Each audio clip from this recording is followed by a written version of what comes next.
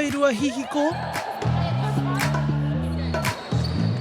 He wairua whakapau kaha mō te kapa Tactix I tēnei wiki. I don't think we've reached our full potential yet. I still think that we have a lot to give. E noho ana te kapa Tactix ki te tunga tuatahi o te ANZ Championship I muri I tā rātou kēmu ki te kapa Mystics. Nō te hatarai I toa te kapa Tactix mā ngā piro e te kaumātahi, koinei te toa nui rawa atu te whakataetae mō rātou.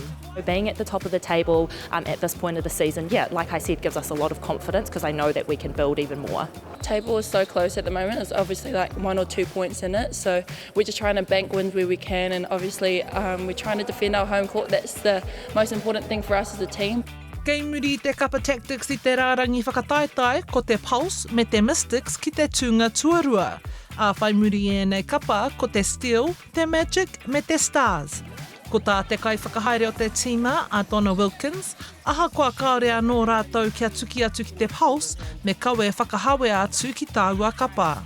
We were fortunate enough to play them pre-season with a lot of their top lineup, so I don't think it's going to be a surprise to us when we come up against them.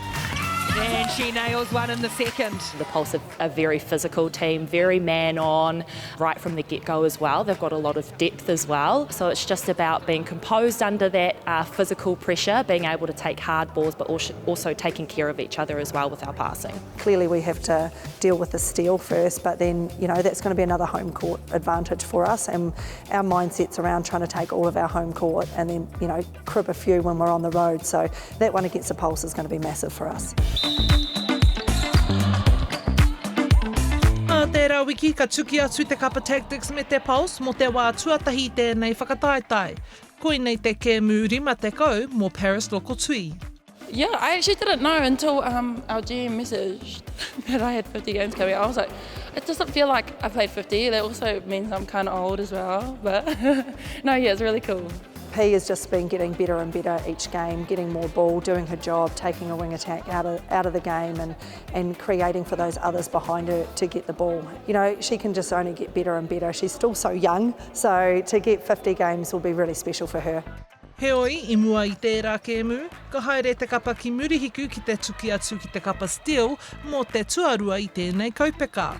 I think we've changed as a team, honestly, since we last played them in round 1. I think we have really built connections in both the attacking and the defence end, and we're not really looking at them as such, but really focusing on ourselves and hopefully nailing the basics, especially under pressure and under critical moments, being able to get ball, which has been a big focus for us.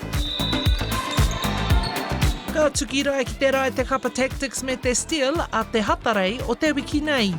Hora Kairingi Nicholas, Tahu News.